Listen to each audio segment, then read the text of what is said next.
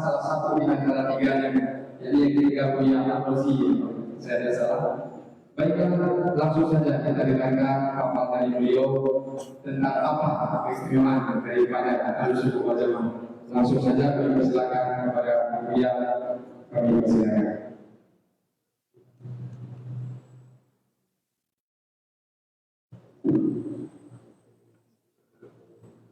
Assalamualaikum warahmatullahi wabarakatuh. Bismillahirrahmanirrahim. Alhamdulillahirabbil alamin. Lahul hamdu wa lahul fadlu wa lahus sana'ul hasan. Asyhadu an la ilaha illallah wahdahu la syarika lah. Wa asyhadu anna sayyidana Muhammadan abduhu wa rasuluh. Allahumma shalli ala sayyidina Muhammadin al-fatih lima ughliq wal khatim lima sabaqa nasiril haqqi bil haqq wal hadi ila siratikal mustaqim wa ala alihi wa sahbihi haqqa qadrihi wa miqdarihi al-'azim. Amma ba'du. Para tengku, para buya, para tuan guru yang saya muliakan dan saya hormati, para halim, para asatir, jajaran pengurus DKM Masjid Sultan Iskandar Muda, yang juga saya hormati para jamaah kaum muslimin dan muslimat yang hadir pada malam ini dalam rangka tabligh akbar dengan tema keistimewaan Ahlussunnah wal Jamaah yang juga saya banggakan dan saya hormati. Alhamdulillah, bersyukur kepada Allah Subhanahu wa taala, mungkin untuk pertama kali saya bersilaturahmi di Masjid Raya Sultan Iskandar Muda yang di Pekanbaru. Kalau Masjid Raya yang di Banda Aceh sudah berkali-kali. Mudah-mudahan perjumpaan ini menjadi pertanda bahwa ukhuwah kita memang benar-benar kuat, dan mudah-mudahan menjadi pertanda besok kita berkumpul di akhirat bersama baginda Rasulullah SAW. Amin Allahumma. Saudara-saudara yang dimuliakan oleh Allah, tema tabligh akbar kita pada malam ini adalah tentang keistimewaan Ahlussunnah wal Jamaah. Cuman sebelum kita berbicara tentang keistimewaan Ahlussunnah wal Jamaah, ada baiknya kalau kita pertama kali membicarakan siapa sebenarnya Ahlussunnah wal Jamaah. Ini lebih penting pertama kali. Mengapa? Karena sekarang di mana-mana termasuk di negeri kita, yang mengaku Ahlussunnah wal Jamaah itu bukan hanya satu golongan.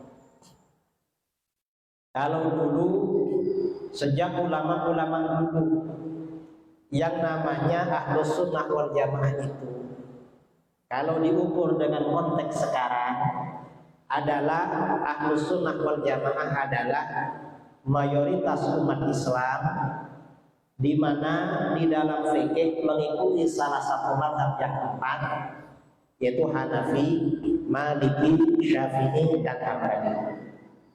Di dalam akidah mengikuti salah satu dari dua mazhab, Asy'ari, Maturidi. Dalam tasawuf mengikuti mazhabnya Imam Junaid al-Baghdadi. Ini yang namanya Ahlussunnah wal Jamaah. Kita di Indonesia di dalam fikih mazhabnya Syafi'i, akidahnya Asy'ari, tasawufnya memang Junaid al-Baghdadi, thariqahnya bermacam-macam. Cuma kalau orang Aceh, orang Medan, orang Padang, dan Riau kebanyakan thariqahnya itu Naqsyabandiyah, Khalidiyah. Kalau di Jakarta, kalau di Jawa kadang Qadariyah Naqsyabandiyah, kadang Naqsyabandiyah Mulhariyah. Sama-sama Naqsyabandiyah, tapi beda. Nah, ini torekot. Ini mayoritas umat Islam di Indonesia.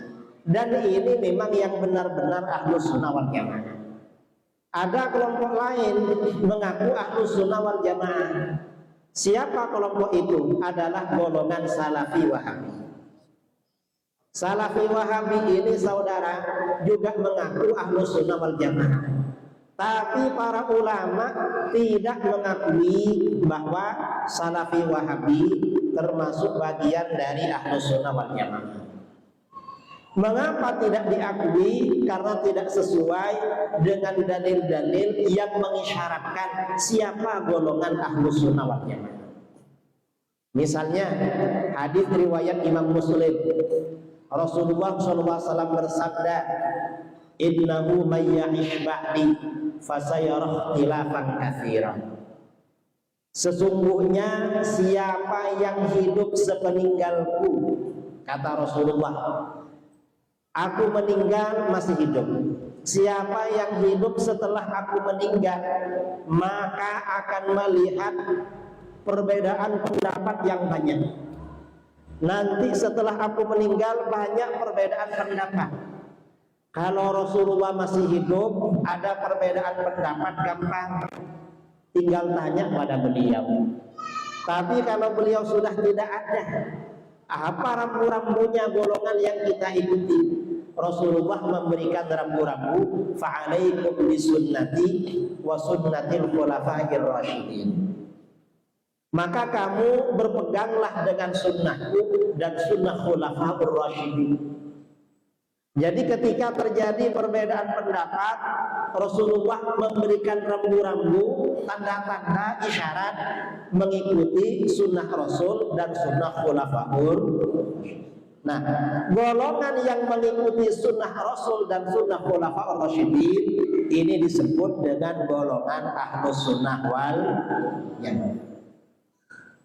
Jadi Ahlus Sunnah wal Jamaah, Ahlus Sunnah itu artinya pengikut sunnah Rasul, Jamaah itu artinya pengikut jamaah sahabat, terutama khulafa'ur rasyidin. Ini dalam satu hadis. Jadi kalau terjadi perbedaan pendapat, yang ini memang kuncinya. Kalau Salafi Wahabi beda. Bedanya apa? Orang Wahabi ini saudara, kalau sudah dihantam berbagai dalil gak bisa jawab, senjata terakhir mereka bagaimana? Kata mereka, kalau memang Wahabi ini sesat, mengapa Wahabi sekarang ini yang menguasai dua tanah suci, Makkah dan Madinah? Jawaban kita, itu kan bukan dalil.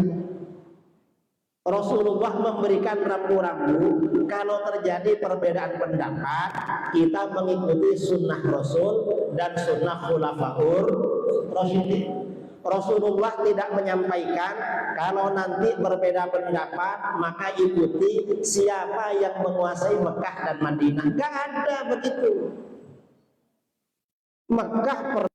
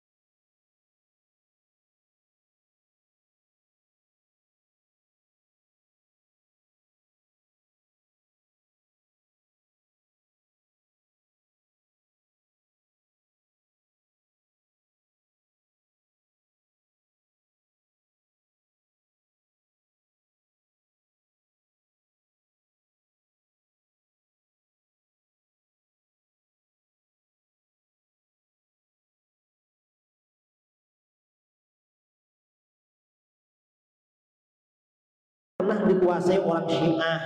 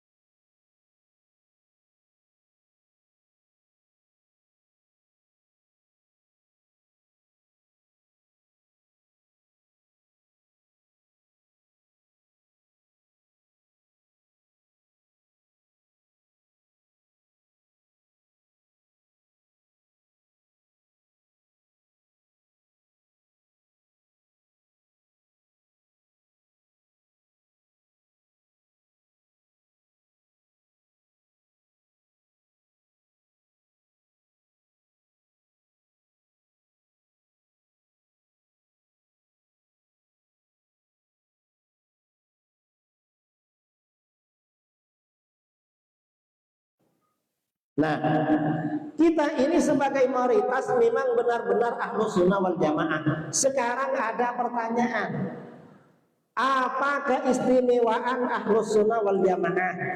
Kita ini malam ini kan pembicaraannya keistimewaan. Pertama, Ahlus Sunnah wal Jamaah ini yang berperan menyebarkan Islam dan membela Islam ke seluruh dunia. Alhamdulillah. Di dalam Al-Quran Allah Subhanahu wa ta'ala berfirman, bukti bahwa kita Ahlus Sunnah wal Jamaah, walladzina jahadu fi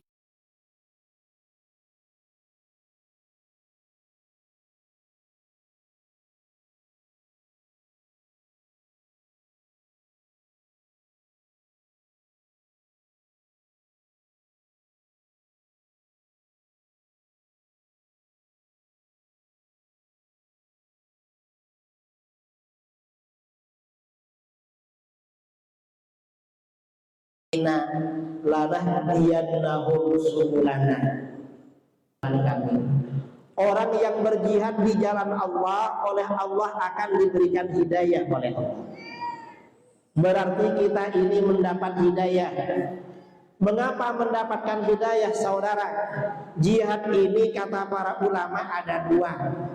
Yang pertama, jihad dengan penyebaran Islam kemana-mana atau dengan perang. Kalau jihad ini diartikan dengan penyebaran Islam kemana-mana, ya kita yang Ahlus Sunnah wal Jamaah, yang menyebarkan Islam ke Asia Tenggara, Ahlus Sunnah wal Jamaah, yang menyebarkan Islam ke Asia Tengah, ke Eropa Timur, yang menyebarkan Islam ke kantong-kantong benua Afrika, ini orang-orang Ahlus Sunnah wal Jamaah dan rata-rata pengikut tarekat sufi. Ini kita memang, dan Allah berjanji orang yang berjihad di jalan Allah kami berikan hidayah. Nah, kita yang berjihad di jalan Allah, para pejuang kita yang berperang melawan Belanda adalah Ahlus Sunnah wal Jamaah. Di Aceh itu ada pejuang namanya Cut Nyak-Din. Kita dulu gak tahu kalau Cut Nyak-Din itu orang Aceh. Dikiranya ya pejuang entah orang mana, karena namanya bukan nama Arab. Nggak taunya itu julukan Cut Nyak-Din. Itu Ahlus Sunnah wal Jamaah. Rata-rata pejuang ini Ahlus Sunnah. Ini keistimewaan Ahlus Sunnah wal Jamaah. Nah, Wahabi nggak punya keistimewaan jihad atau penyebaran Islam. Gimana Wahabi? Kata para ulama, orang-orang di luar Ahlus Sunnah wal Jamaah, seperti orang-orang Khawarij. Wahabi ini Khawarij juga, atau orang-orang Mujassimah. Kalau mereka menghunus pedang, kalau mereka angkat senjata, yang dibantai umat Islam, bukan orang kafir. Kalau para ulama Ahlus Sunnah wal Jamaah datang ke Aceh, datang ke Medan, ke Pekanbaru sampai Indonesia Timur, mengislamkan orang kafir. Tapi kalau orang Wahabi keliling kemana-mana mengkafirkan orang Islam. Beda saudara, mengislamkan orang kafir dan mengkafirkan orang Islam ini beda. Jadi Wahabi ini nggak punya keistimewaan seperti ini. Mereka kalau menghunus pedang umat Islam yang dibantai. Saudara dengar yang namanya ISIS. ISIS ini yang dibantai di Syria dan Irak, itu umat Islam Ahlus Sunnah wal Jamaah pulang dari masjid. Mereka berdiri di depan pintu-pintu masjid. Orang keluar masjid ditanya ikut ISIS apa enggak? Enggak ikut, dibunuh sama dia. Kalau ikut selamat. Itu orang ke masjid yang dibunuh. Tapi ketika Israel berperang dengan Gaza, ISIS gak ikut-ikut. Malah ISIS mendukung Israel akan menghancurkan Gaza katanya. Mengapa? Karena Wahabi ini memang akidahnya mirip-mirip dengan yang ada kemiripan akidah. Ini masalah perjuangan ya. Jadi perjuangan penyebaran Islam ini, jihad penyebaran Islam ini memang bagian dari keistimewaan Ahlus Sunnah wal Jamaah.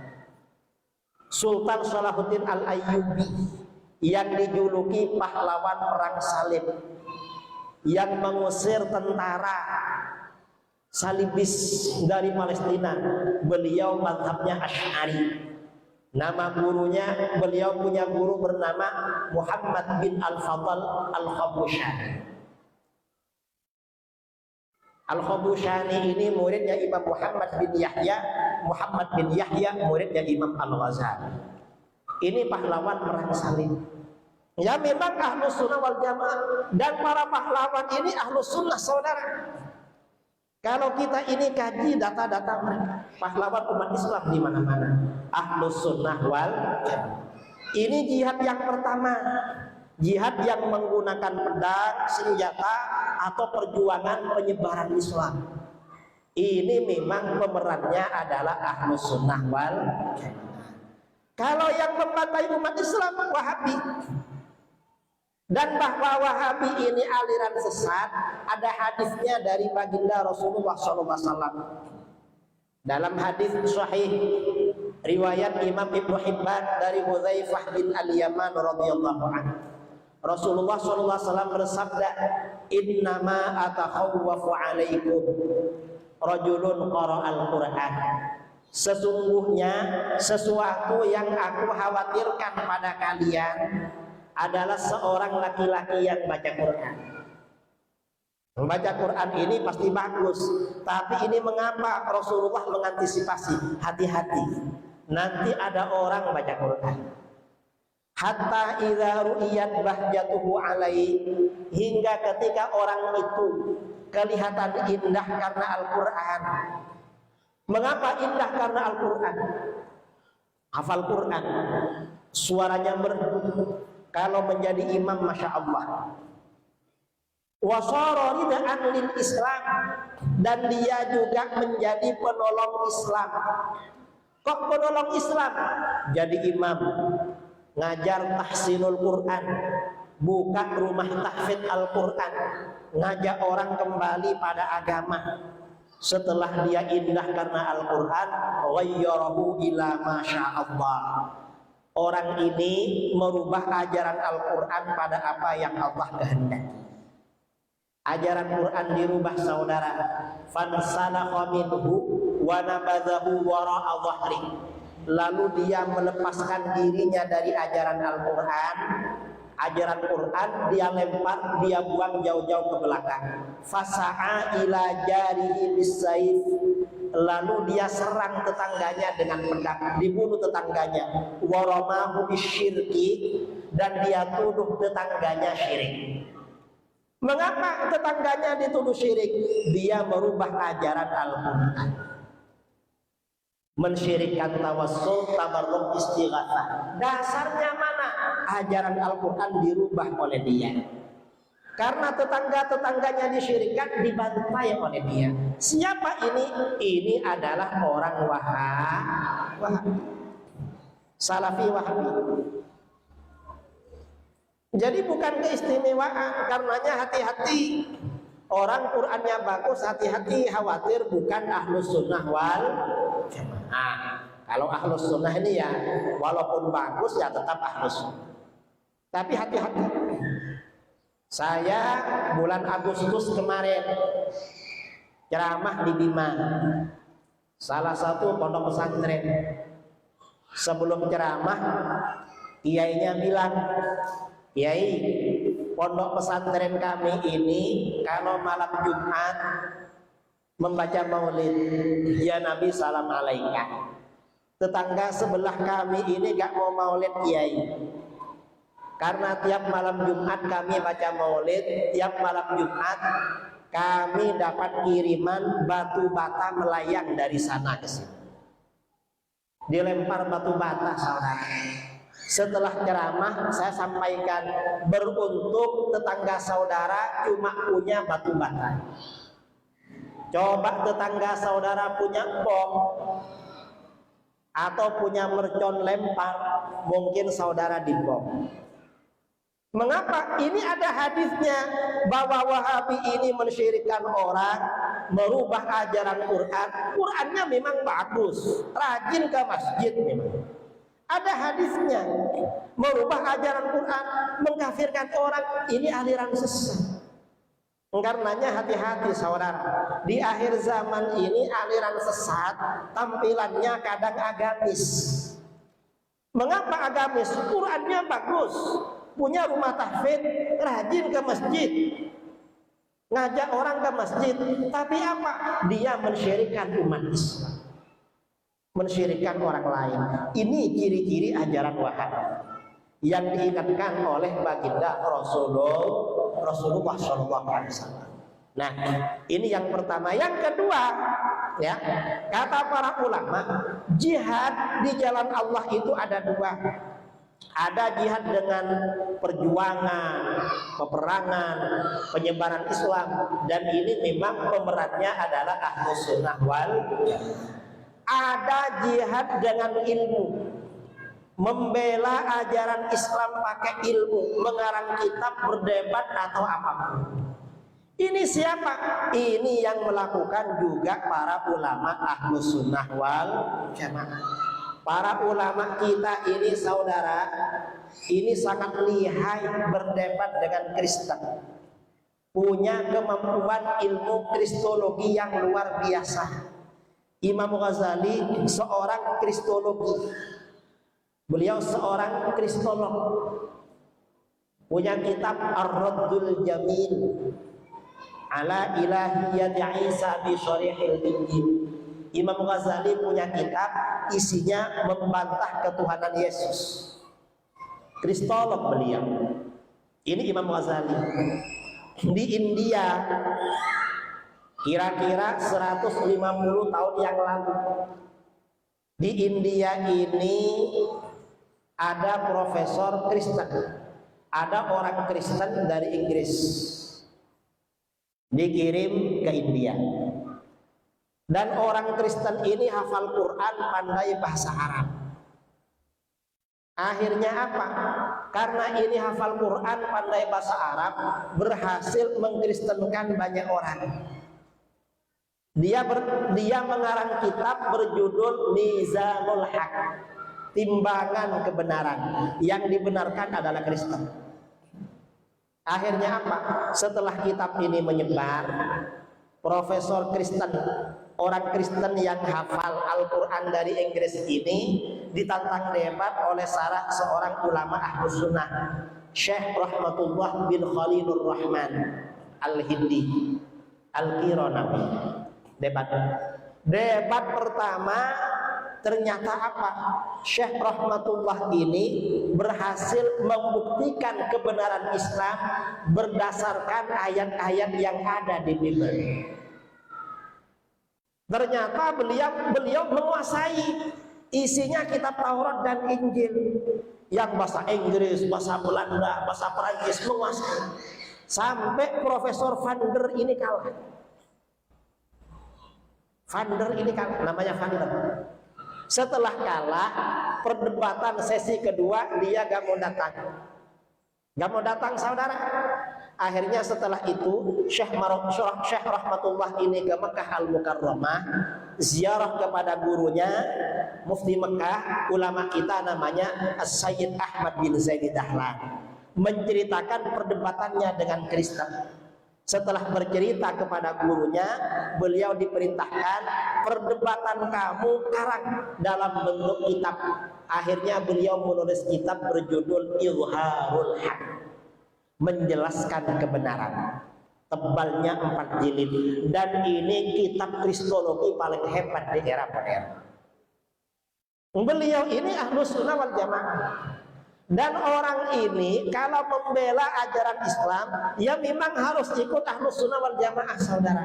Syekh Ibnu Taimiyah ini kan imamnya Wahabi. Ketika beliau ini membantah Kristen, beliau punya kitab namanya Al-Jawabus Sahih. Di dalam hal-hal yang berkaitan dengan sifat Allah, maka Syekh Ibnu Taimiyah harus ikut mazhab Asy'ari. Ayat-ayat Al-Quran ditakwil semua oleh beliau. Mengapa? Kalau gak ditakwil kalah debat dengan Kristen. Di kitabnya Al-Jawabus Sahih. Ini Syekh Ibnu Taimiyah. Nah, ini artinya apa? Memang keistimewaan terbesar Ahlus Sunnah wal Jamaah diantaranya adalah pertama, jihad di jalan Allah, baik jihad dengan senjata, peperangan, penyebaran Islam, atau pembelaan Islam dengan ilmu pengetahuan. Ini keistimewaan memang. Ini satu. Kemudian dua, saya sebutkan dua aja ya. Setelah ini kita isi dengan sesi tanya jawab. Yang kedua apa? Keistimewaan Ahlus Sunnah wal Jamaah. Ahlus Sunnah wal Jamaah ini saudara menjadi rujukan semua aliran dalam berbagai bidang ilmu pengetahuan agama. Semua aliran dalam Islam kalau ingin pandai belajar ilmu pengetahuan agama, maka harus mempelajari kitab-kitab Ahlus Sunnah wal Jamaah. Dan ini memang sesuai dengan hadis sahih riwayat Al-Khatib Al-Baghdadi. Rasulullah SAW bersabda, "Yahmilu hadzal ilma min kulli khalafin uduluhu yanfuna anhu tahrifal ghalib wa intihalal mubtilin wa ta'bilal jahilin." Ilmu agama ini akan selalu dibawa, selalu disebarkan, dipikul, diusung dari setiap generasi oleh golongan terbaik. Golongan terbaik yang akan membawa ilmu agama dari generasi ke generasi. Generasi terbaik ini akan menghabiskan distorsi orang-orang yang ekstrim, kemudian takwilan orang-orang bodoh, dan pemalsuan orang-orang yang bermaksud jahat. Berdasarkan hadis ini, kata para ulama, bisa ditarik satu kesimpulan. Rasulullah bersabda, ilmu agama ini akan disampaikan oleh golongan terbaik. Golongan ini yang akan selalu menjaga keorisinalan, menjaga kemurnian ajaran agama dari masa ke masa. Pertanyaannya, golongan mana yang selalu menjaga kemurnian dan orisinalitas ajaran agama? Asy'ariyah, Maturidiyah. Hampir semua ilmu pengetahuan, ilmu fikih, mazhabul arba'ah. Fikih ini ya rata-rata Asy'ariyah, Maturidiyah. Ilmu tafsir, para ulama yang ngarang kitab-kitab tafsir rata-rata Ahlus Sunnah wal Jamaah yang menyebar luas. Ilmu hadis, mayoritas ahli hadis 90% ahli hadis ini mazhabnya Asy'ari. 90%. Jangankan ahli hadis, ahli nahwu saudara. Orang Wahabi di Saudi Arabia kalau belajar ilmu nahwu tingkat dasar yang diajarkan kitab Jurmiyah. Karenanya ulama-ulama Wahabi menulis syarah-syarah kitab Jurmiyah. Yang ngarang siapa? Kitab Jurmiyah ini Imam Ibnu Ajrum, orangnya Sufi, mazhabnya Maliki, orangnya Subuh. Yang ngarang disyirik-syirikkan sama Wahabi, kitabnya diajarkan menjadi kurikulum. Ini Wahabi. Kalau tingkat tinggi, tingkat atas di Saudi Arabia, ilmu nahwu yang diajarkan apa? Kitab Alfiyah Ibnu Malik. Itu biasanya di dayah-dayah di Aceh ada pelajaran Alfiyah Ibnu Malik, atau pondok-pondok di Jawa Alfiyah Ibnu Malik. Entah kalau di Riau ada apa enggak. Mungkin dulu-dulunya ada. Ini Alfiyah. Yang ngarang siapa? Ibnu Malik ini mazhabnya Asy'ari. Ibnu Malik ini oleh Wahabi disyirik-syirikkan, tapi kitabnya diajarkan. Orang Wahabi kalau buka kajian rutin di masjid-masjid di Saudi, kitabnya apa? Kitab yang dipakai itu kitab Riyadhus Shalihin, karangan Imam Nawawi. Imam Nawawi ini orangnya suka maulid, orangnya sufi, suka tawassul, pengarangnya disyirik-syirikkan, tapi kitabnya diajarkan. Nah, ini artinya apa saudara? Orang yang mensyirikkan kita butuh sama ilmu para ulama kita. Kalau mereka gak mempelajari ilmu para ulama kita, Ahlus Sunnah wal Jamaah, ya mereka gak punya ilmu. Ini termasuk bagian dari keistimewaan golongan Ahlus Sunnah wal Jamaah. Dan banyak saudara, keistimewaan Ahli Sunnah wal Jamaah ini kalau diterangkan banyak sekali. Karena kita ini malam Jumat, kita tabligh akbar. Kalau kita ini tabligh akbarnya ini hanya ceramah monolog dari saya, ini kurang interaktif. Ada baiknya kita pakai sesi tanya jawab. Pertanyaan bisa tertulis, dicatat, atau bisa juga secara langsung. Kira-kira gimana? Langsung apa tertulis? Dua-dua boleh ya. Jadi waktu saya kembalikan kepada MC untuk memandu jalannya tanya jawab. Dari saya kurang lebihnya mohon maaf. Assalamualaikum warahmatullahi wabarakatuh. Baiklah, hadirin Bapak-Bapak sekalian, kita sekarang sudah masuk dalam sesi tanya jawab. Kepada Bapak-Bapak Ibu yang mau bertanya secara langsung, kami persilakan menunjukkan.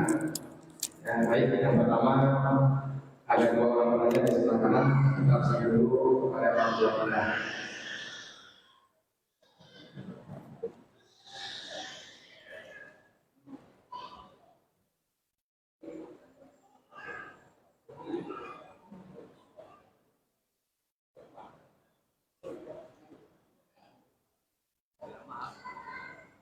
Bismillahirrahmanirrahim. Assalamualaikum warahmatullahi wabarakatuh. Yang saya hormati Bapak Kiai, saya langsung saja ingin bertanya Pak.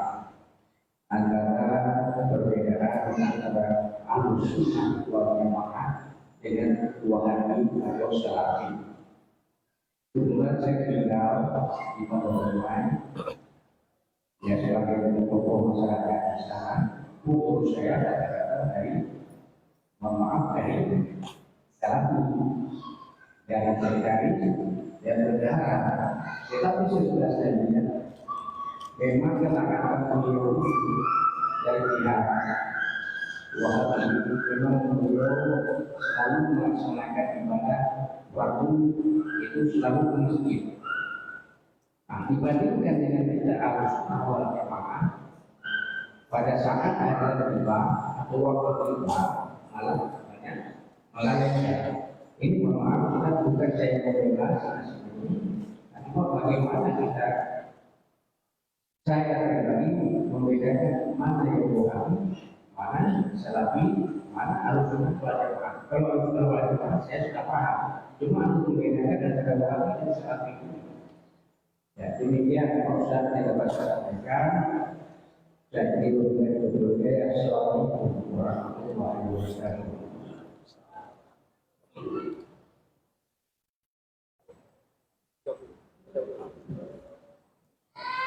Pertama ya, apa perbedaan Wahabi dengan Salafi? Wahabi dengan Salafi itu sebenarnya sekali 3 uang, cuma beda nama. Dulu mereka memang namanya Wahabi dan bangga dengan nama Wahabi. Dari bangganya orang Wahabi pada nama Wahabi, sampai-sampai Mufti Wahabi pada masa Raja Abdul Aziz, ayahnya Raja Salman yang sekarang, namanya Syekh Sulaiman bin Sahman An-Najdi, menulis kitab berjudul At-Tuhfatus Saniyah wal Hadiyatul Wahabiyah An-Najdiyah, anugerah yang luhur dan hadiah Wahabi dari Najd. Artinya apa? Bagi orang Wahabi, Wahabi ini anugerah dan hadiah yang luhur. Kemudian tahun 1343 Hijriah, 100 tahun yang lalu, di kalangan Wahabi ini bentrok sesama Wahabi. Mengapa bentrok? Raja Abdul Aziz menyiapkan tentaranya untuk menyerang Irak, Yordania, Syria dan sekitarnya, disatukan menjadi Saudi Arabia. Tentaranya sudah siap, ayo kita perang, kita perangi orang kafir, kata Raja Abdul Aziz. Tiba-tiba datang surat dari Raja Inggris. Isinya apa? Jangan dilanjutkan rencana kamu menaklukkan negara-negara sekitar. Biarkan mereka menentukan nasibnya sendiri. Akhirnya apa? Raja Abdul Aziz gak berani. Karena memang Raja Saudi ini dulu memang apa? Di bawah naungan Inggris yang membantu mendirikan Saudi Arabia Inggris. Karena gak jadi perang, akhirnya anak buahnya pecah. Yang separuh ini memisahkan diri dan mengkafirkan Raja Abdul Aziz dan anak buahnya, karena gak mau memerangi orang kafir. Sementara Raja Abdul Aziz dan anak buahnya menganggap mantan anak buahnya ini khawarij, mengeluarkan diri dari jamaah. Akhirnya perang. Atas bantuan Inggris, Raja Abdul Aziz ini berhasil menumpas mantan anak buahnya. Itu ribuan yang dibantai. Setelah itu nama Wahabi ini menjadi jelek, citranya rusak, buruk. Kalau ada kerusuhan atau ada apa, orang bilang itu Wahabi. Pokoknya yang jelek-jelek dibilang Wahabi. Karena Wahabi ini citranya menjadi jelek, menjadi buruk, akhirnya mereka cari ganti nama lain. Akhirnya apa? Mereka mengganti nama, namanya Salafi. Jadi Salafi ini sebenarnya Wahabi aja, cuma ganti nama.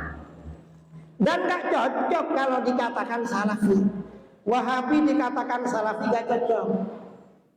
Mengapa gak cocok? Salafi ini kan ikut ulama salaf. Sementara Wahabi imamnya baru 200 tahun dari sekarang, Muhammad bin Abdul Wahab An-Najdi. Berarti kan bukan salafi. Yang salafi sebenarnya kita, karena imam kita memang Imam Syafi'i. Karenanya salafi wahabi atau wahabi salafi, salafinya itu bukan salafi yang orisinil, tetapi itu salafi yang merupakan singkatan dari salah fikir. Jadi salah fikir itu salafi wahabi yang sekarang. Nah ini ya, artinya gak ada bedanya lah salafi dengan wahabi. Lalu pertanyaannya, apa bedanya akidah wahabi dengan kita? Kalau perbedaannya akidah wahabi dengan kita ini banyak, cuma yang paling pokok dalam tauhid. Kalau kita ini konsep akidahnya menggunakan sifat wajib 20 bagi Allah, wujud, qidam, baqa. Kalau wahabi ini tauhidnya menggunakan konsep tritauhid. Tauhid dibagi 3, tauhid rububiyah dan uluhiyah, tauhid asma wa sifat. Nah, tauhid rububiyah dan uluhiyah ini saudara, tujuannya apa? Untuk mensyirikkan dan mengkafirkan umat Islam yang bertawassul, bertabarruk dan beristighatsah, dianggap melanggar tauhid uluhiyah dan tauhidnya sebatas rububiyah.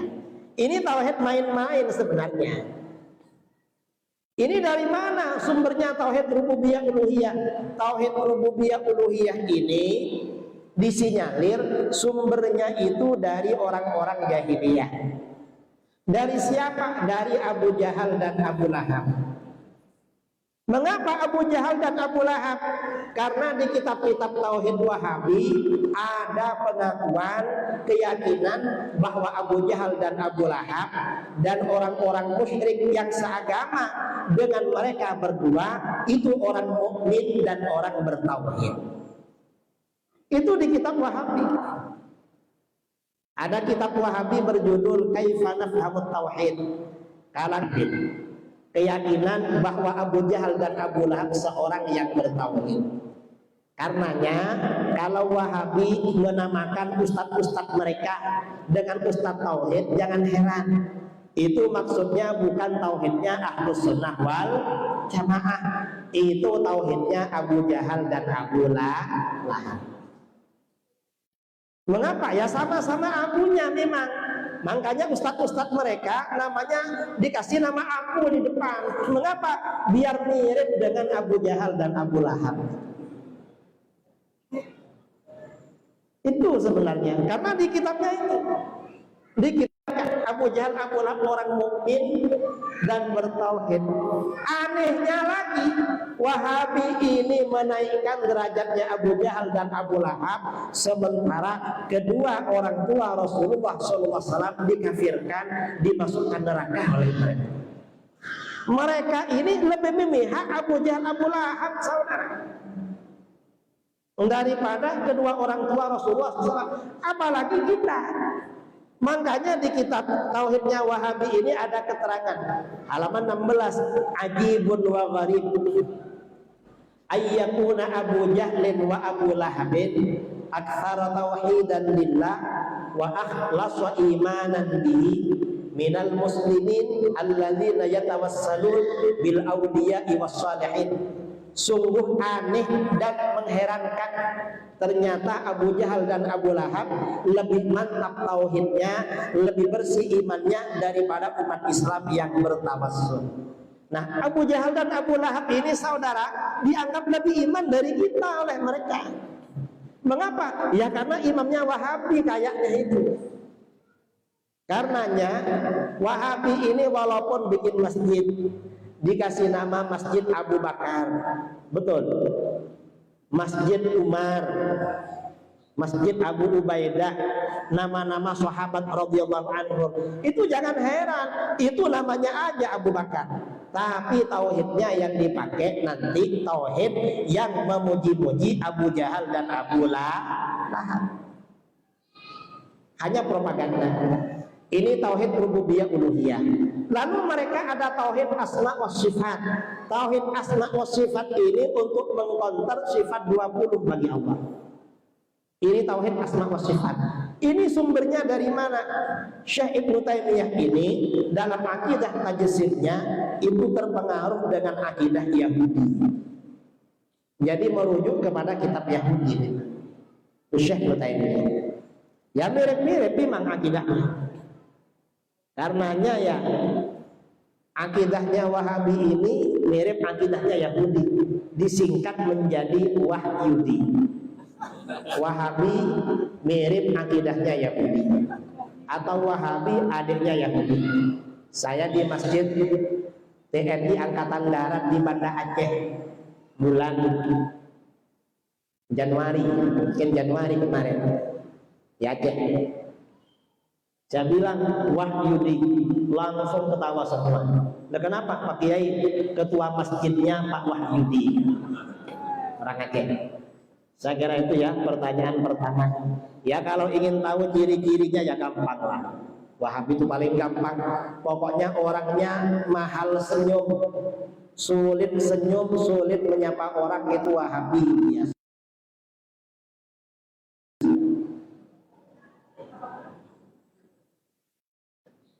Assalamualaikum. Perkenalkan, saya sebentar dari Aceh, tepatnya di Lamongan Hidayah. Yang saya ingin tanyakan dari awal pembicaraan tadi, dia mengatakan bahwa Ahlussunnah wal Jamaah itu yang bermasalah.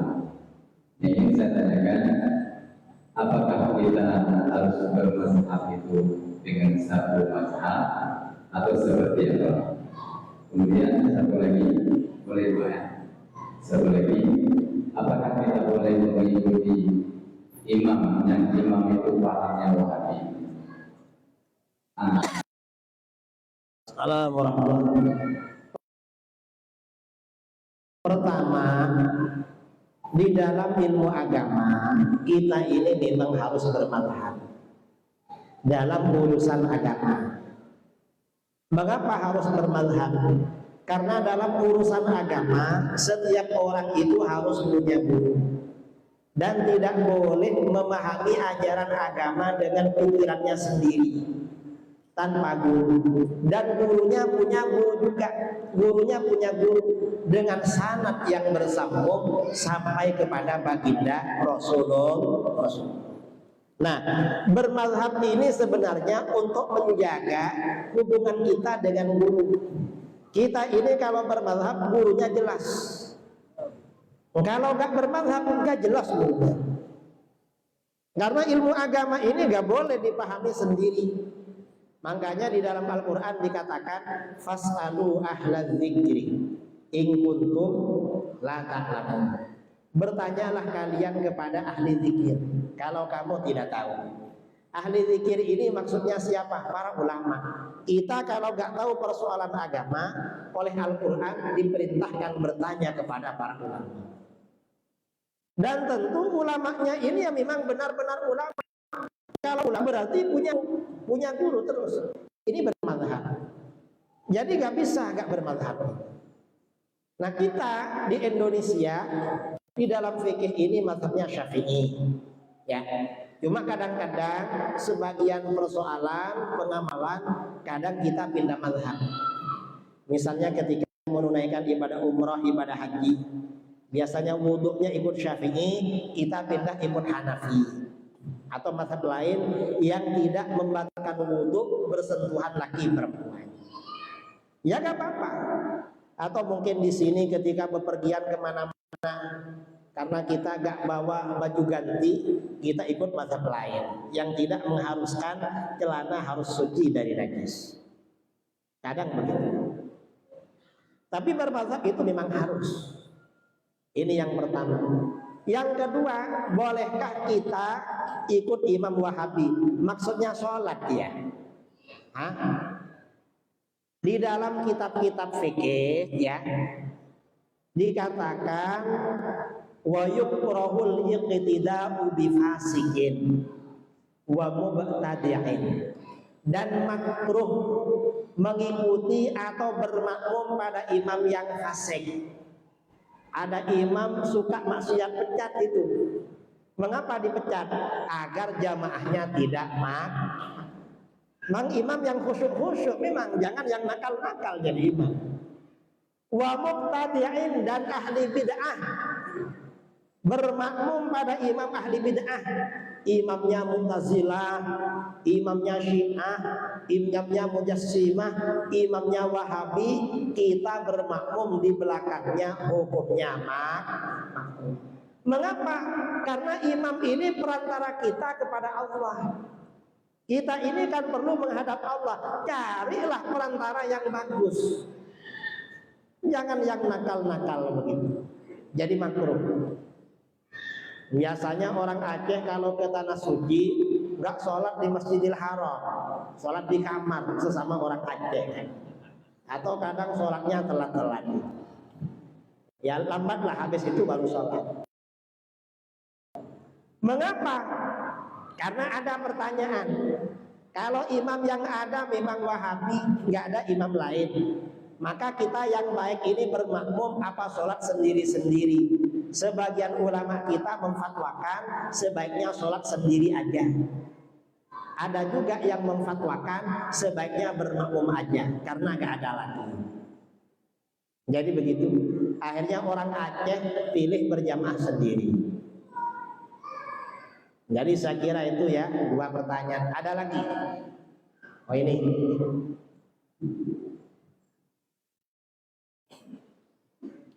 Assalamualaikum warahmatullahi wabarakatuh. Jadi tadi seperti yang dikatakan tadi, kalau kita ini kan ikut tentang syariat dan kemudian sesuai dengan dalil juga, kalau ikutilah dalil tersebut. Jadi ketika kita berdialog dengan orang salah fikih, lalu mereka juga membantah membawa hadis Nabi juga. Mereka bawa hadis Islam akan datang dalam keadaan asing dan kembali ke dalam keadaan asing, maka boleh lawan asing. Jadi yang seperti itu bagaimana ini?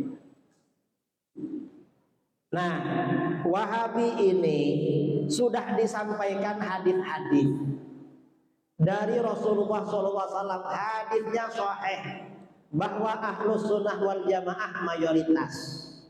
Akhirnya apa? Nggak mau sama hadis. Akhirnya apa? Cari hadis lain yang kira-kira sesuai dengan hawa nafsu mereka, dipelintir maknanya. Memang ada hadisnya sahih. Bada'al Islamu ghariban wa sayaudu ghariban kama bada fatuba lil ghuraba. Islam itu bermuncul, Islam itu bermula dalam keadaan terasing. Karena yang masuk Islam sedikit, nambah banyak, ramai, lalu sedikit lagi. Nah, yang dimaksud Islam ini sedikit di dalam hadis ini maksudnya perbandingannya orang Islam dengan orang kafir.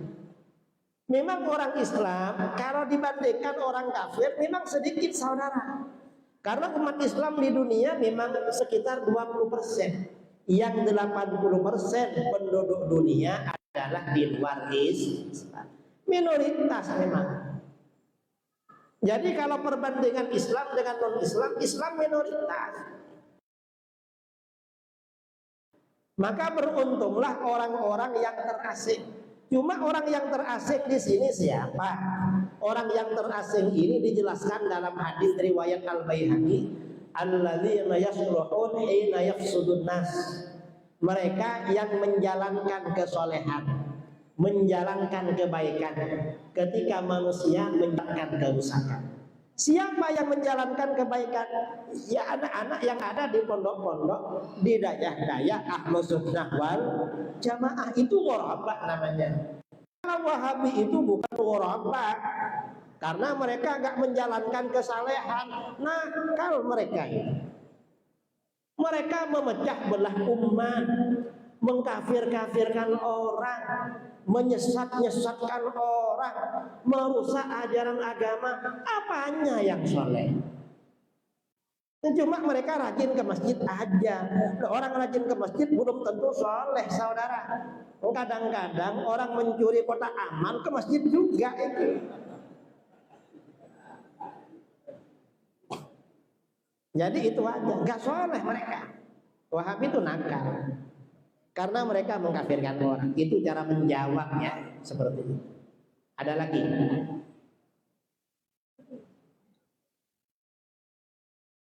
Ya, silakan. Ada lagi pertanyaan? Yang langsung atau yang berubah bisa?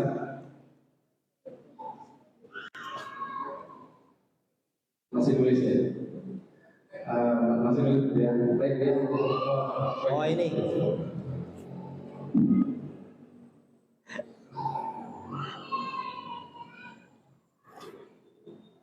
Assalamualaikum warahmatullahi wabarakatuh. Sedikit pertanyaan mengenai benarkah pernyataan bahwa orang muslim menaati masa jahiliyah itu lebih baik daripada orang beriman di zaman sekarang yang melakukan tawasul? Makasih ya, itu pernyataan pendiri Wahabi. Pendiri Wahabi Syekh Muhammad bin Abdul Wahhab ya, dalam kitabnya Kasyfus Syubhat mengatakan, "I'lam anna syirkal awwalin ka Abi Jahal wa Abi Lahab akhaffu min syirki ahli zamanina minal muslimin." Ketahuilah bahwa syiriknya orang-orang dulu, orang jahiliyah dulu seperti Abu Jahal dan Abu Lahab lebih ringan daripada syiriknya orang Islam yang sekarang. Ini memang pernyataan Wahabi. Benarkah? Ini pernyataan bodoh, saudara. Pernyataan bodoh. Mengapa? Ini pernyataan orang yang merubah ajaran Al-Quran dalam hadis tadi. Wahabi ini mensyirikkan orang yang bertawassul, bertabarruk, beristighatsah, itu merubah ayat Al-Quran. Maksudnya, maknanya, mengapa? Kata orang Wahabi, ketika para penyembah berhala, orang-orang musyrik pada masa Rasulullah SAW ditanya, mengapa kamu menyembah patung-patung, menyembah berhala-berhala? Orang musyrik menjawab, ma na'buduhum illa liyuqarribuna ilallahi zulfa. Kami tidak menyembah berhala-berhala itu kecuali agar berhala-berhala itu mendekatkan kami kepada Allah sedekat-dekatnya. Artinya apa? Orang musyrik menyembah berhala itu agar dekat kepada Allah. Nah, apa bedanya dengan orang Islam yang bertawassul dengan Nabi dan Wali? Itu tujuannya kan agar dekat pada Allah. Sama aja. Ini kata Wahabi, ini bodoh, saudara.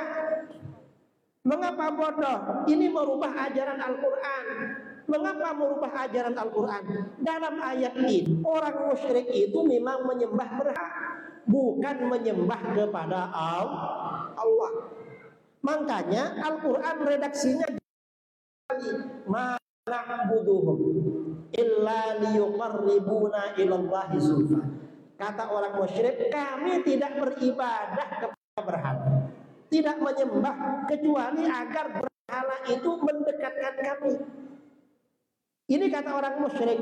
Adapun orang-orang muslim, orang-orang beriman yang bertawassul, bertabarruk, beristighatsah dengan nabi dan wali, itu tidak menyembah mereka, tetapi mereka tetap menyembah kepada Allah.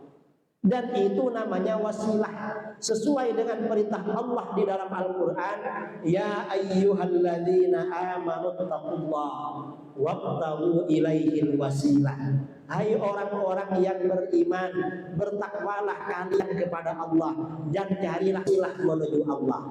Kita ini diperintahkan mencari wasilah kepada Allah, tetapi yang ibadahnya, menyembahnya tetap kepada Allah. Nah, wasilah itu apa? Wasilah ini macam-macam. Asmaul husna wasilah. Karena di dalam Al-Quran, walillahil asmaul husna fad'uhu biha. Hanya Allah yang memiliki nama-nama terbaik. Maka berdoalah kalian kepada Allah dengan wasilah nama-namanya. Ini wasilah soleh. Orang soleh juga menjadi wasilah. Bertawassul dengan orang soleh wasilah juga. Karena di dalam Al-Quran, wa kanu min qablu yastaftihuna 'alal ladzina kafaru falamma ja'ahum ma 'arafu kafaru bi. Ya, hadis-hadis Rasulullah SAW mengajarkan doa tawassul dan istighatsah kepada para sahabat. Ketika ada sahabat minta didoakan agar sembuh dari tunanetra, Rasulullah SAW menyuruh sahabat tersebut agar berwudu, lalu sholat hajat di masjid. Selesai sholat hajat membaca doa tawassul, Allahumma inni as'aluka wa atawajjahu ilaika binabiyyika Muhammadin sallallahu alaihi wasallam nabiyyir rahmah ya Muhammad ya nabiyyir rahmah inni tawajjahtu bika ila rabbi fi hajati hadhihi lituqbal Allahumma fashaffi'ni fiyya washaffi'ni fi nafsi. Nah, di dalam doa yang diajarkan Rasulullah ini ada tawassul, ada istighatsah. Inni atawajjahu ilaik, bertawassul kepadamu dengan Nabi. Lalu menyeru, ya Muhammad, hai Muhammad, ya Nabi ar-Rahmah, hai Nabi pembawa rahmat. Ini istighatsah. Seandainya ini syirik, saudara, Rasulullah gak akan mengajarkan. Karena Rasulullah ini manusia yang paling mengerti tentang persoalan tauhid.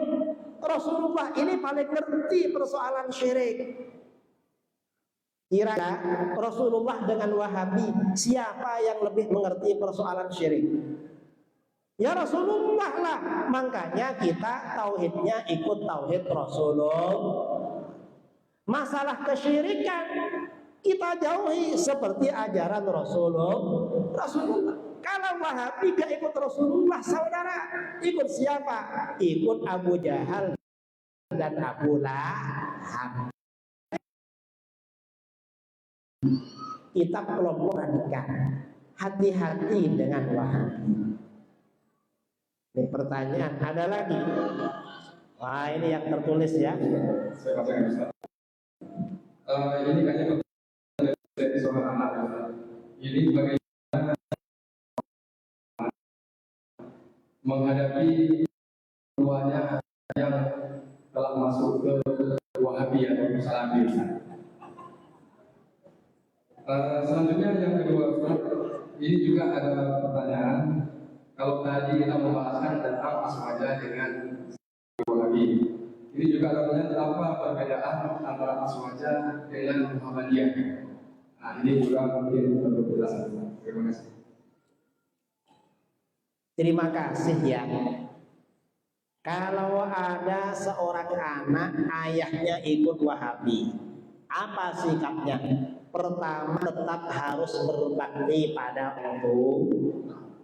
Jangankan orang tuanya Wahabi, seandainya orang tuanya orang kafir, tetap perintah di dalam Al-Quran, wasahibahuma fid dunya ma'rufah. Temani kedua orang tua kamu di dunia dengan pertemanan yang baik. Padahal kafir, cuma nggak boleh ikut kekafirannya. Sama, kalau orang tuanya Wahabi, ya temani dengan baik, tapi nggak boleh ikut Wahabi. Itu yang pertama. Yang kedua, bagaimana caranya agar orang tuanya keluar dari Wahabi? Doakan kepada Allah. Insya Allah kalau sering didoakan oleh anaknya, nanti ayahnya dirubah menjadi awal jannah. Insya Allah kalau didoakan cepat, didoakan. Pertama. Pertanyaan yang kedua, apa perbedaan Ahlus Sunnah wal Jamaah dengan Muhammadiyah? Muhammadiyah ini pada awalnya dulu Ahlus Sunnah wal Jamaah. Pada masa Kiai Ahmad Dahlan, pendirinya di Yogyakarta, beliau mazhabnya Syafi'i, orangnya juga Sufi. Bahkan orang Muhammadiyah dulu kalau merayakan Maulid Nabi atau Isra Mi'raj itu meriah sekali dulu. Lama-lama setelah Kiai Ahmad Dahlan ini wafat, Dan kiai-kiai yang ada di Muhammadiyah banyak yang wafat. Muhammadiyah ini gak punya kader. Karena gak punya kader, akhirnya dimasuki orang-orang Wahabi. Lalu bagaimana terjadi perubahan di Muhammadiyah? Perubahannya apa? Di dalam putusan tarjih Muhammadiyah ada upaya menggabungkan antara Aswaja dengan Wahabi. Kalau digabungkan, saya pernah baca ya, kita ini kan punya sifat wahdaniyah. Sifat 20 yang nomor berapa? Wujud, qidam, baqa, mukhalafatul hawadisi, qiyamu binafsi wahdaniyah. Keesaan Allah. Wahdaniyat ini ada 3. Allah itu Maha Esa di dalam zat, Allah Maha Esa dalam sifat, Allah Maha Esa dalam perbuatan. Ini wahdaniyat akidah Ahlus Sunnah wal Jamaah. Wahabi punya tauhid. Apa tauhid Wahabi? Tauhid rububiyah, tauhid uluhiyah, tauhid asma wa sifat. Nah, wahdaniyatnya Ahlus Sunnah ini oleh Wahabi digabung dengan tauhidnya Wahabi. Gimana? Di buku Tarjih Muhammadiyah dikatakan Allah itu wahdaniyat dalam zat, wahdaniyat dalam sifat, dan wahdaniyat dalam uluhiyah. Karena wahdaniyat dalam uluhiyah jadinya apa? Muhammadiyah ikut-ikutan Wahabi, anti tawassul, anti istighatsah, anti tabarruk. Karena akidahnya akidah gabungan. Ini kalau secara akidah. Kalau secara fikih, Muhammadiyah ini belakangan anti mazhab, tidak bermazhab, enggak ikut mazhab tertentu. Ikut apa? Ya gak jelas lah. Biasanya yang menjadi rujukan mereka itu kitab Nailul Awtar. Nailul Awtar ini karangan ulama Syiah Zaidiyah, Syekh Muhammad bin Ali Asy-Syaukani dari. Kadang-kadang mereka ikut kitab Fiqhus Sunnah Sayyid Sabiq, dan itu kitab anti mazhab. Dan Fiqhus Sunnah ini rujukannya juga banyak dari Nailul Awtar juga. Jadi anti mazhab memang. Di dalam fikih memang anti mazhab. Ini di Muhammadiyah. Belakangan setelah banyak anak-anak Muhammadiyah kuliah di Al-Azhar, ini kawan-kawan Muhammadiyah yang alumni Al-Azhar ini menyuarakan agar Muhammadiyah kembali ke Muhammadiyah tempo dulu, yaitu kembali ke dalam mazhab Imam Syafi'i. Ya, cuma suara ini tidak kuat sampai sekarang. Ini ajaran Muhammadiyah. Karenanya Muhammadiyah ini ya beda-beda memang di tiap daerah. Kadang-kadang ya karena gabungan antara Aswaja dengan Wahabi, yang di sini kadang kental Aswajanya. Nah, akhir-akhir ini setelah para kiai, para asatid, Ustadz Abdul Somad, Buya Yahya dan lain-lain banyak berceramah dalil-dalil Ahlus Sunnah wal Jamaah, terjadi keterbukaan, pencerahan, perubahan di Muhammadiyah. Apa perubahannya? Banyak orang-orang yang organisasinya Muhammadiyah tetapi tradisinya, ibadahnya berubah menjadi NU atau berubah menjadi Aswaja, sehingga di Jawa dikenal yang namanya Muhammad NU. Mengapa orangnya Muhammadiyah tapi tradisinya NU? Saya pernah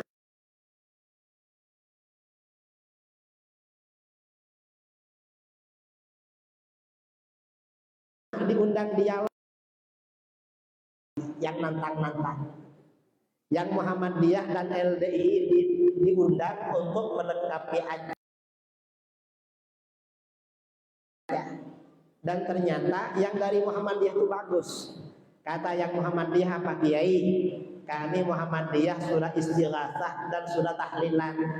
Masa mau diajak debat lagi? Sudah gak mau. Yang LDI waktu itu gitu juga, Kiai ceramah lah apa saja, kita ikut aja kan, gak usah debat. Akhirnya gak jadi debatnya. Memang terjadi perubahan. Nah, ini perbedaan Muhammadiyah. Jadi memang fikihnya cenderung anti mazhab. Kemudian karena memang ada kecenderungan Wahabi, ya kadang ya Muhammadiyah nggak mau maulid, nggak mau tahlil, nggak mau apa. Ada yang begitu. Dan ini tugas para tengku ya, para abi, para tengku, para ustadz, para buya yang ahlus sunnah wal jamaah untuk mengembalikan saudara-saudara kita, bangsa kita yang terpapar faham Wahabi kembali lagi ke dalam ajaran ahlus sunnah wal jamaah. Saya kira ini ya tanya jawab pada malam ini, karena waktu ini sudah 9:30 dan pertanyaan sudah cukup. Dan sudah gak ada yang mau tanya lagi. Kira-kira oh terakhir, ini pertanyaan terakhir. Assalamualaikum warahmatullahi wabarakatuh. Pada kiai ini langsung saja, saya itu sering jamaah di masjid atau di musola itu, apa itu kalau di sunnah jamaah itu kan, kalau imam sedang berdoa, kita akan mengaminkan. Itu sering sekali saya jumpa itu sebelah tempat saya itu nggak angkat tangan dan tidak mengaminkan mungkin. Yang saya heran lagi itu sampai di sini. Itu yang di sebelah saya tidak mengangkat tangan itu begini kan. Itu terjadi risih sekali. Itu sebetulnya itu aliran apa? Terima kasih. Assalamualaikum warahmatullahi wabarakatuh. Kalau sholat Jumat ketika imam itu membaca doa maka jamaah baca amin, tapi jangan keras-keras karena itu khutbah. Apakah angkat tangan? Angkat tangan nggak apa-apa, tapi imamnya memang nggak dianjurkan angkat tangan. Karena imamnya ketika khutbah dianjurkan pegang tongkat. Kalau ngangkat tangan, misalnya khutbah sambil gini-gini malah makruh malah di kitab fikih itu. Jadi kalau jamaahnya ya angkat tangan nggak apa-apa. Tapi nggak angkat tangan nggak amin, ya mungkin dia lagi tertidur. Kan di khutbah Jumat banyak jamaah yang ketiduran. Yang lebih parah dari itu ada saudara, apa? Wahabi ini kadang sholat subuh di masjid kita, imamnya baca kunut, dia gak angkat tangan, gak baca amin, lalu diam. Udah ngapain dia bermakmum? Dia berarti kan menjadi makmum yang jelek, gak baik sama imamnya. Diam. Padahal mengamini doa orang lain ini kan anjuran. Bukan cuma itu, ini Muhammadiyah juga ya. Orang-orang Muhammadiyah ini rata-rata karena terpapar Wahabi banyak gak mau doa bersama. Kalau ngumpul-ngumpul doa bersama gak baca amin, gak angkat tangan. Itu gak bagus seperti itu. Mengapa gak bagus? Meninggalkan sunnah Rasulullah SAW. Karena dianjurkan memang Rasulullah ketika ada beberapa sahabat berdoa, ada beliau mengaminkan. Dan dianjurkan, doa bersama dianjurkan dalam hadis. Dalam hadis riwayat Imam Al-Tabrani dan Al-Hakim, la yajtabi'u qaumun muslimun fayad'u ba'dun wa yu'minul ba'dul akhar illa istajaba Allahu du'a'ahum. Tidaklah berkumpul orang-orang muslim lalu sebagian membaca doa, yang lain baca amin, kecuali Allah kabulkan doa mereka. Nah, hadis ini kan isyarat motivasi agar kita doa bersama. Karena doa bersama cepat dikabulkan. Mereka gak mau. Kemudian lagi adanya doa bersama dan amin ini termasuk keistimewaan umat Islam yang menjadi sebab orang Yahudi sangat iri pada kita. Dalam hadis sahih riwayat Imam Bukhari dalam Al-Adabul Mufrad, ma hasadatkum al-yahud, Yahudi ini tidak iri pada kamu. Mithlama hasadukum alas salam wa ta'min, seperti irinya mereka pada kamu karena kamu punya assalamualaikum. Umat Islam ini jumpa assalamualaikum, orang Yahudi gak punya. Orang Islam mau ceramah assalamualaikum. Coba orang di luar Islam mau ceramah ngomong apa? Bingung kan? Halo, apa kabar? Gak bagus. Yang kedua, takmin, baca amin. Kita ini orang lain baca doa, yang lainnya baca Lah Yahudi gak punya ini. Lah ini orang Wahabi gak mau doa bersama. Loh, kan ikut Yahudi berarti. Wong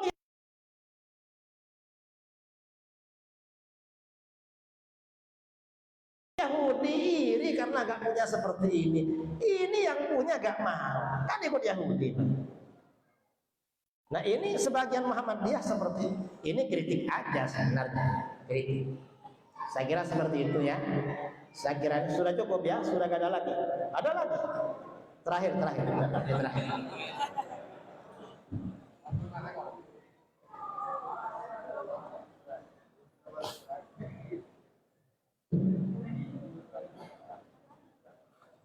Assalamualaikum warahmatullahi wabarakatuh. Kami akan menanyakan kepada beliau yang pertama latar belakang daripada lahirnya Wahabi. Pertama, yang kedua, apa tujuan dasar, tujuan utama yang pertama sekali daripada Wahabi. Kemudian yang ketiga, untuk kedepannya Wahabi ini apakah semakin berkembang sehingga mengalahkan kita, atau adakah waktu-waktu lain lebih Wahabi akan berpulang dan kita yang akan lebih ramai. Terima kasih. Wassalamualaikum warahmatullahi wabarakatuh. Makasih ya. Wahabi ini tujuan utamanya berdirinya itu kepentingan politik. Ya, kepentingan politik. Ada koalisi antara pendiri kerajaan Saudi, kakeknya Muhammad bin Saud, koalisi dengan Muhammad bin Abdul Wahab. Muhammad bin Abdul Wahab ini yang memfatwakan tentara-tentaranya Muhammad bin Saud untuk menyerang umat Islam di sekitarnya dengan alasan syirik dan kafir. Bahkan kata Muhammad bin Abdul Wahab, Abu Jahal dan Abu Lahab masih lebih bagus daripada orang yang ada di Mekah dan Madinah. Ini kata Wahabi.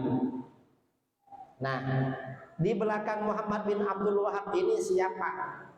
Di sebagian kitab ada keterangan bahwa di belakang pendiri Wahabi, dia ini dulu dikendalikan oleh orientalis dari Inggris. Namanya Mr. Hemper. Mr. Hemper ini hafal Al-Quran, ahli bahasa Arab, menyamar mengganti nama Syekh Abdullah Afandi. Mengganti nama Abdullah Afandi. Dia yang mengarahkan Muhammad bin Abdul Wahab punya pikiran aneh-aneh. Jadi begitu. Kemudian apakah ke depan Wahabi semakin berkembang? Ya Wahabiyah berkembang, tapi gak akan mengalahkan kita. Mayoritas umat Islam insya Allah tetap ahlus sunnah wal jamaah. Bahkan sekarang ini sudah banyak ustadz-ustadz Wahabi yang sadar kembali ke dalam ahlus sunnah wal jamaah, sudah ramai. Tahun 2021 bulan Maret 2021 saya diundang acara seminar dialog di Jawa Tengah. Saya dialog dengan 50 Wahabi. Saya sendirian waktu itu. Berdialog perbedaan sifat 20 tentang tauhid 3. Mereka ada alumni Yaman, alumni Saudi, muridnya Syekh Mukbil, Syekh bin Bas, dan alhamdulillah mereka ini sekarang rata-rata sudah kembali ke dalam ahlus sunnah wal jamaah. Sudah baca kunut, sudah baca burdah, ikut maulid Nabi, sudah cium tangan, sudah mazhab Syafi'i. Sudah banyak. Yang nakal ini di Riau, saudara. Wahabi Riau ini banyak nakal-nakal, nggak mau kembali ke dalam Ahlus Sunnah wal Jamaah. Ada sebagian jamaah kita yang asalnya Wahabi ada di Riau, ada, tapi yang masih banyak yang nggak mau kembali. Ya mudah-mudahan lah yang lain-lain ini yang belum kembali dibukakan hatinya oleh Allah kembali ke dalam Ahlus Sunnah wal Jamaah. Dan kita nggak perlu khawatir. Karena Ahlus Sunnah wal Jamaah ini hujahnya kuat. Kuat saudara. Persoalan apapun dasarnya kuat sekali. Insya Allah yang penting tabligh akbar, kajian-kajian seperti ini sering kita adakan di masjid-masjid. Wahabi nanti akan pindah entah kemana. Diteruskan sendiri. Saya kira seperti itu ya. Kurang lebihnya mohon maaf. Walhamdulillah. Apa doa bersama? Mari kita baca doa bersama. Bismillahirrahmanirrahim. Alhamdulillahirabbil alamin. Hamdan yuwafi ni'amahu wa mazidah. Allahumma shalli ala sayyidina Muhammadin shalatan tunjina biha min jami'il ahwali wal afat. وتقضي لنا بها جميع الحاجات وتطهرنا بها من جميع السيئات وترفعنا بها عندك أعلى الدرجات وتبلغنا بها أقصى الغايات من جميع الخيرات في الحياة وبعد الممات وعلى آله وصحبه وبارك وسلم. اللهم آتنا في الدنيا حسنة وفي الآخرة حسنة وقنا عذاب النار. ربنا هب لنا من أزواجنا وذرياتنا قرة أعين واجعلنا للمتقين إماما.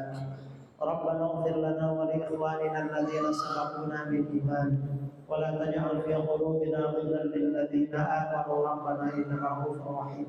اللهم إنا نسألك العافية في الدنيا والآخرة ونسألك العفو والعافية والمعافاة الدائمة في الدين والدنيا والآخرة.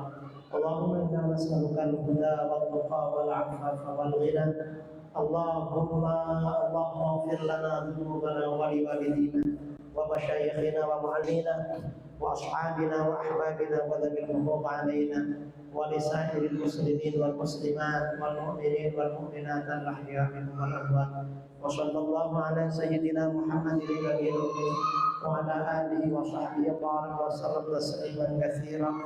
سبحان ربك رب العزة عما يصفون وسلام على المرسلين والحمد لله رب العالمين. تقبل الله منكم. Kurang lebihnya mohon maaf. Assalamualaikum warahmatullahi wabarakatuh. Waalaikumsalam warahmatullahi wabarakatuh. Baiklah, hari ini jamaah Masjid Raya Saudara Muda yang kami muliakan, maka sampailah kita kepada pengunjung acara tabligh akbar pada malam hari yang berbahagia ini. Terima kasih banyak kita ucapkan kepada Al-Ustaz yang telah jauh-jauh dari Pulau Jawa sana berangkat ke sini menjumpai kita di sini. Mudah-mudahan dengan kunjungan ini terjadi silaturahmi yang begitu erat dan kita semakin paham bagaimana sesungguhnya wajah itu dan sekalian